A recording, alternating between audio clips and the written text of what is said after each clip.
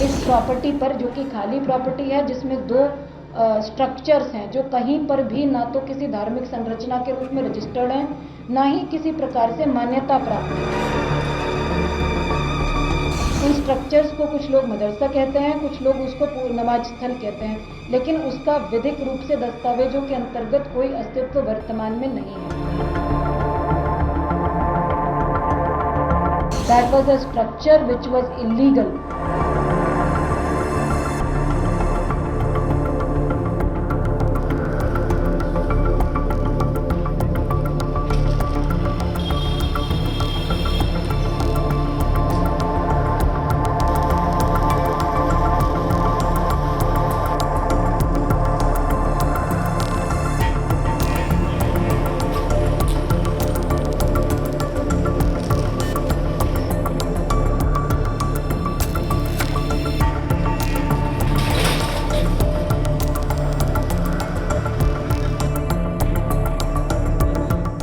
मेरा ये स्टोरी, ये बैकग्राउंड बताने का मकसद ये है कि ये कोई आइसोलेटेड एक्टिविटी नहीं थी, ये कोई एक ही परिसंपत्ति को टारगेट करके करी हुई एक्टिविटी नहीं थी। ये पूरे काफ़ी लंबे समय से हल्द्वानी के अंतर्गत सरकारी परिसंपत्तियों को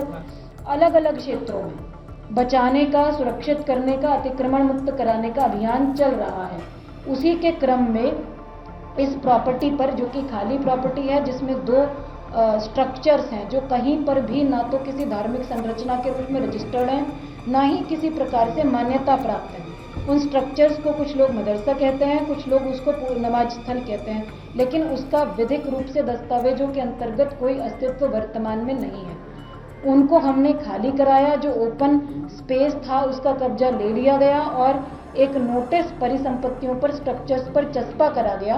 क्योंकि कथित रूप से ये एरिया मलिक का बगीचा नाम से जाना जाता है, जबकि कागजों में जो डॉक्यूमेंट्स हैं, दस्तावेज हैं नगर निगम के, वहाँ मलिक का बगीचा के नाम पे दर्ज नहीं है, नगर निगम की नजूल भूमि के रूप में दर्ज है। मदरसा जिसको कहा जा रहा है, उस भवन को सील कर दिया गया, सभी की सहमति ली गई, वो हमारे पोजीशन में था, नगर निगम के एडमिनिस्ट्रेशन के पोजीशन में था, पीएसी वहाँ पर पोस्टेड थी, किसी भी व्यक्ति का उसमें कोई अहित होने की संभावना नहीं थी, कोई उसके अंदर रह नहीं रहा था, कोई बेघर नहीं हो रहा था, किसी का घर, आवास स्थान उसमें इन्वॉल्व नहीं था। That was a structure which was illegal.